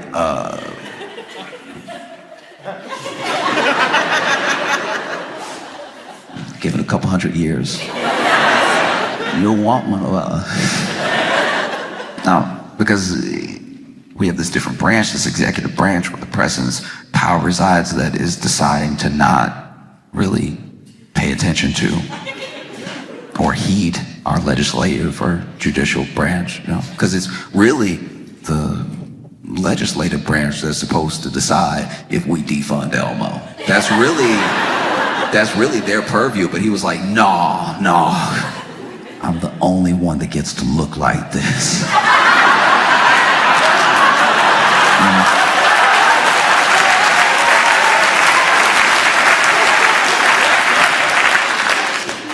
You most recently had a decision to make. You most recently had an election. And, I was here before the election, now I'm here after the election, and I was never gonna tell anybody what to do. I did, while I was in Montreal and Ottawa, tell people to just look across the fence. Just check if you like that. Because they always say that the grass is greener, but sometimes your neighbor doesn't have grass. Sometimes it's just a Buick on blocks.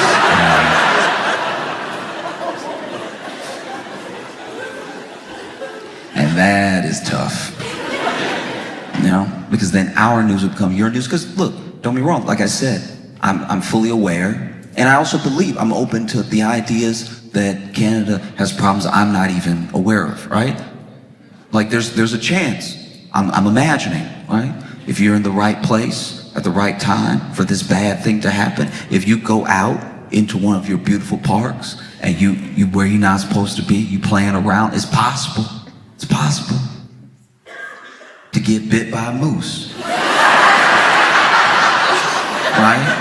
It's not all roses and bubbles over here. You can really get got over in Canada, right?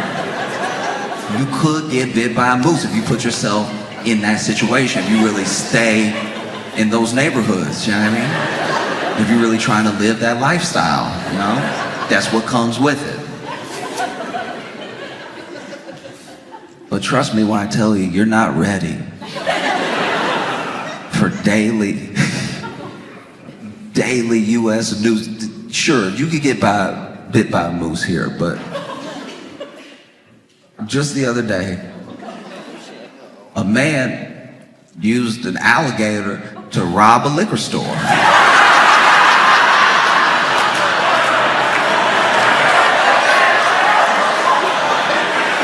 Which is one of the more effective robberies you can engage in, right? Because you walk in to a liquor store, I'm assuming to buy some alcohol, make a night of it, And then there are people in the U.S. that are desperate. Desperate because we don't share the same social safety nets, we won't even share some of the same attitudes around a network of community the way that Canadians do as a baseline. I know not everybody agrees, and you have your conservatives, your liberals and everything, but for the most part, there's a genuine understanding that okay, healthcare, we're gonna have that, we're gonna do our best with housing, we're gonna do our best with all these things, right? And in the US, it's mostly hey, get it how you live. And sometimes getting it how you live includes robbing a liquor store, going to where there will be cash, going there with an alligator that might be a pet. I have no idea. I truly don't know if this is a pet or if this is an alligator that he found, or if this is an alligator that he going in on it with. He's like, look, if I get the cat, because look, I do like the idea of them being partners. I do like the idea of them getting together and being like, listen, all right, you like raw chicken, you like raw chicken thighs, okay? If I have cash, I can buy that stuff, I can give you some of that, so we'll split it in chicken thighs and cash. Cash to me, chicken thighs to you, just so that we're clear, right? So I'm gonna go in, I'm gonna pick you up like a puppy, right? But then I'm gonna grab the back of your tail, I'm gonna swing you around, right? And when I swing you around, I want you to be like, ah! Just really make a show of it, keep the mouth open, let them know what could happen if they don't act right? Because he didn't go in, this man did not walk in, hold it like a rifle, like anybody can get it. And hey, don't move. Right? No, this man came in, swinging gator at people, right? And people couldn't run out fast enough. Now, it was a mistake to start swinging it in the doorway because you really only want the actual cashier to be intimidated. Now, you've made 8 people think, all right, it's all of us against him, the alligator. You have more adversaries than is necessary. You know, then you try to get the cash and everything, but it's hard to get the cash because the alligator, he's not really thinking like a robber. Alligator was told to do his thing, so he doing his thing. Like that wiggle that they do, going as hard as he can, throwing hip, right? Like, alligators don't have booty, but if they did, he'd be twerking, right? Snapping and everything, which does make it hard to get the cash, right? Because now this cashier trying to put it all in his hand. This dude didn't have a bag. So now he just got to stuff cash in his pocket while holding on to the tail of the alligator. And the alligator, I don't know. I don't speak alligator, but I'm assuming the alligator is like, is this part of it? Because after a while, the alligator is being more difficult than helpful, right? Stuffing. Then he runs out. They call the cops and everything. And look, I can't imagine what it's like to be a cop that gets the call that there's someone robbing a liquor store with an alligator. I'm sure those cops were like, couldn't it just be a gun?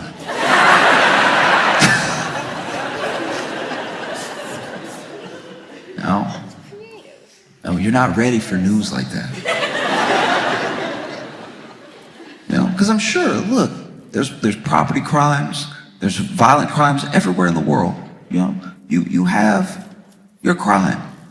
But it seems like, from what I've been reading about your crime, that it does, and I don't mean this in like an insensitive way, but it does seem like most of your crime kind of like makes sense. Like you get to the bottom of it, and it's like, oh, he wanted what he had, and so he stole it from him, right? The U.S. has a lot of weird crime because a lot of our resources have been shut down, right? So some of the crime is not necessarily just to do the crime, it's just people doing what they think is necessary in their head that happens to be a crime. Like, a good example was, there was a man who called the police because he broke into this restaurant, right? Broke into the restaurant and I think he just wanted food. That's what I'm gathering from like the call. So he just wanted food. He called in to 911 and they were like, 911, what's your emergency, right? And he's telling them off top, look, okay, I'm not where I'm supposed to be. All right, I did break in here, get a little something to eat, make a little snack, all right? But somebody else is in here and y'all need to come quickly.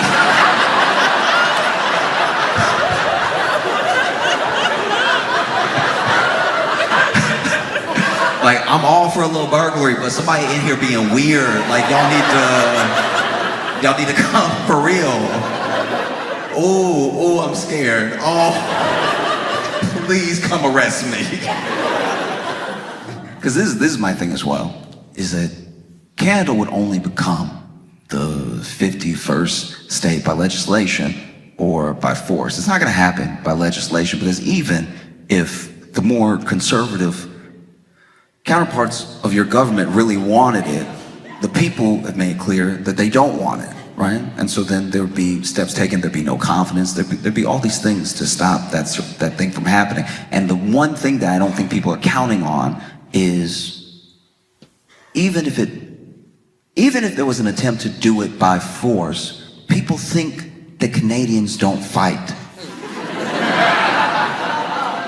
But your favorite sport,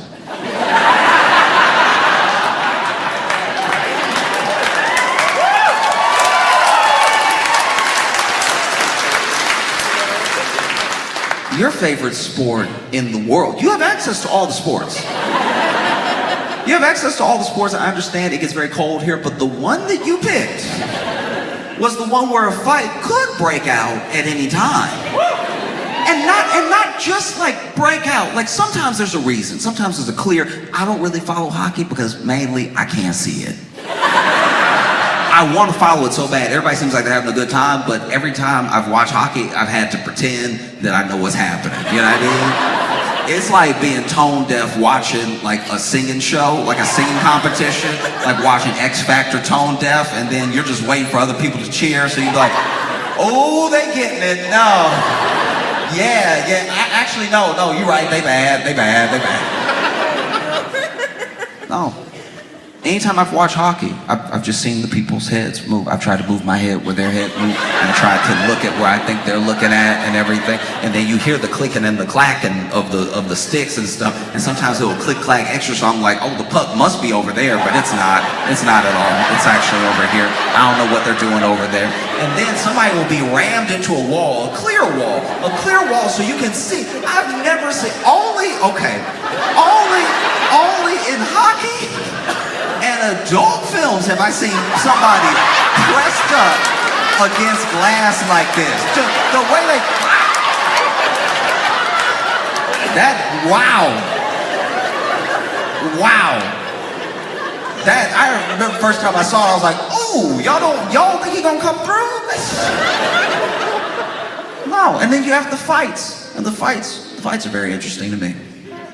Truly, because it's like, there's a strange energy to the fights. You never really know when they're gonna pop off, and sometimes there's a backstory. Sometimes it's like, oh, look, 3 games ago, you don't just have fights, you have drama with the fights. You have a real soap opera to follow. And then you see them and those gloves off. I remember the first time I saw it, they threw the gloves off and I was like, ooh, won't your hands get cold?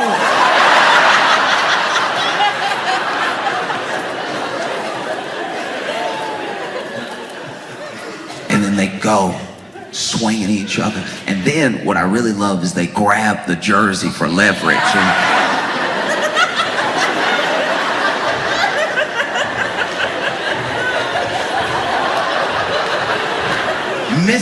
Missing, horribly, missing, nothing but missing, and really try to get close. Come here.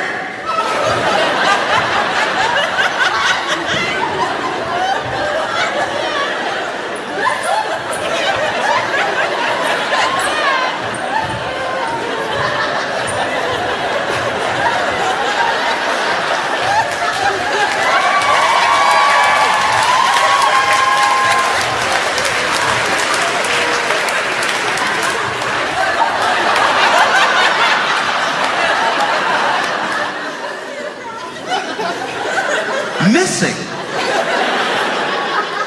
But every once in a while, you get somebody with incredible balance and hand-eye coordination. They throw those gloves off, they grab them. You would think they weren't on skates. They swing it around and slide it, but they're still like...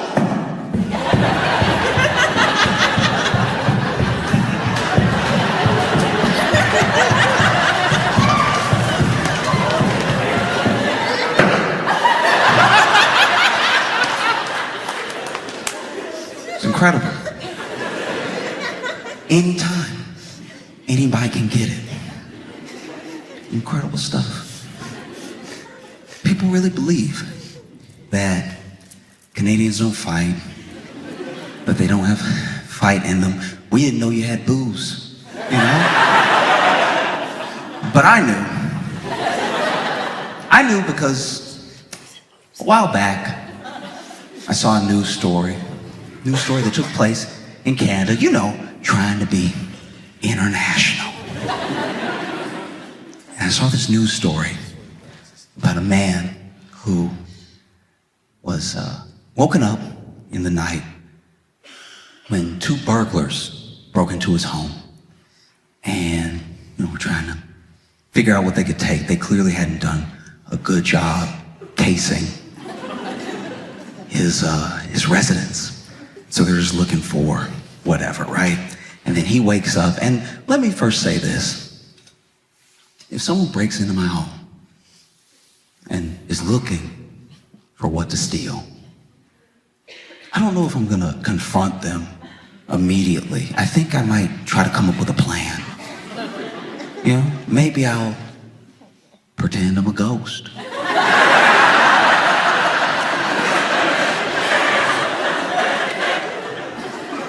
They break in, I go to the closet that's closest to a vent. I'm like, ooh, spirits live here, ooh, y'all better stop, ooh, you gonna have to return it or something, like, ooh, you gonna be haunted, ooh, you don't wanna be haunted, I don't care how big you are, you can't fight haunted, everything in here cursed, you don't want those problems, you know? Maybe that doesn't work, maybe they're not afraid of ghosts, maybe they don't believe in ghosts, maybe they know it's me. Plan B. I'm act like a bigger man. They haven't seen me yet. No. Lean around the corner. Hey! Hey, don't make me put my killing shoes on. Yeah, you lucky I don't have my shoes on right, because if I put my shoes, ooh, everybody dying in here.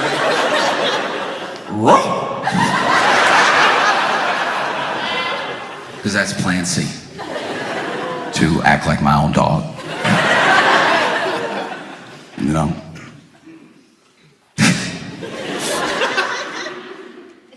Lean into my phone, make a recording, put on the ground, slide it down after I hit play. That way they think it's behind them.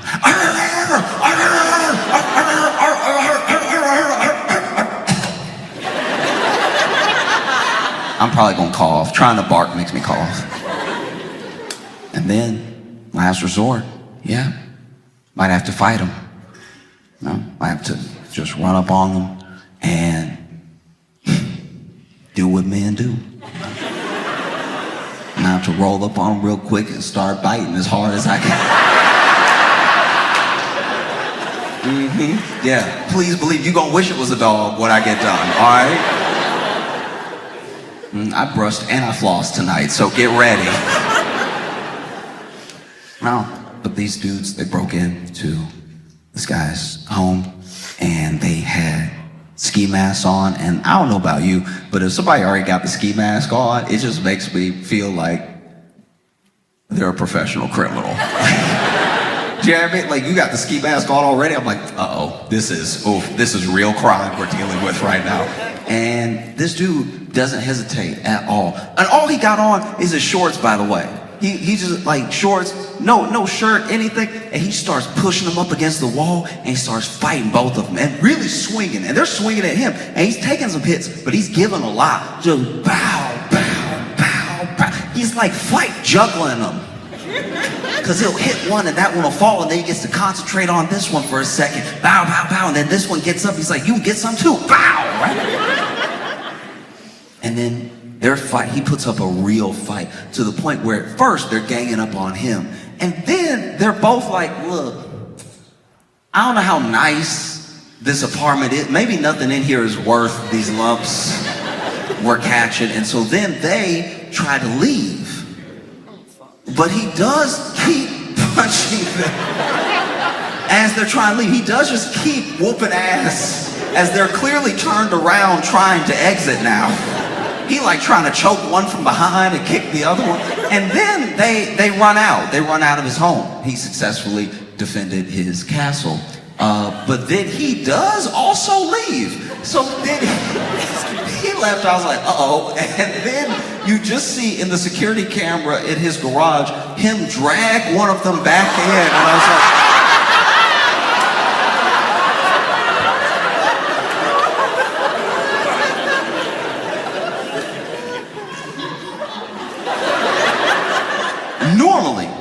normally, in the U.S., there's a sentiment around this sort of thing. Like, there's warnings. It's like, there's yard signs. Don't come unless you're armed. Blah blah blah. Like, there's a very frenzied passion. There's a fever dream in the U.S. of legally being able to kill someone that comes into your home.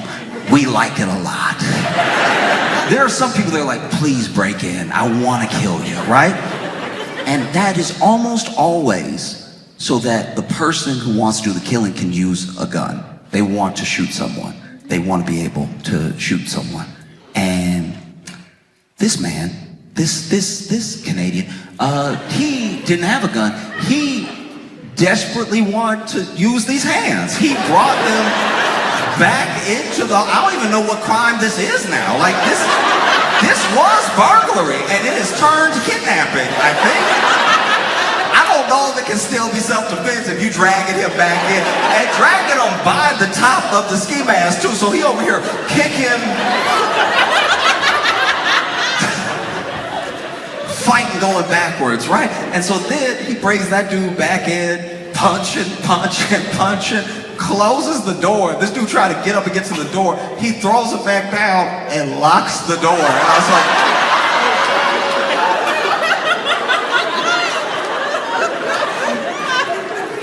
y'all done accidentally broke into the devil's house. That's crazy. And I think he had one of those things where instead of a key, it was like a combination thing. So as soon as you put in the combination, the lock will start to turn, because that's what's happening. Because now the dude who was the second burglar, he must have been running and realized nobody was behind him. So then he comes back and he trying to get in, and then this dude just keep relocking it, right?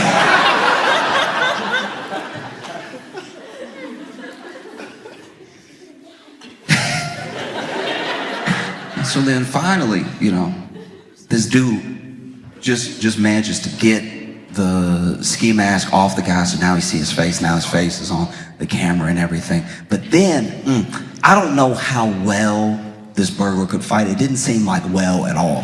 But he does finally, like, create like a little butterfly situation with his legs, which destabilizes the homeowner. So that guy falls to the ground. Then he goes for his own takedown on the burglar, but the burglar swings down, sits, and just has him in like a headlock, but not a headlock that's like effective. It looks like a headlock just so he can catch a break.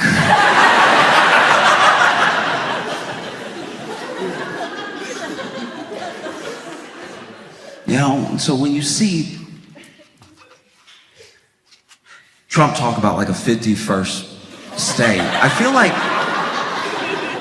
if I worked at the White House, I would just bring an iPad and like, Mr. President, this is what they do.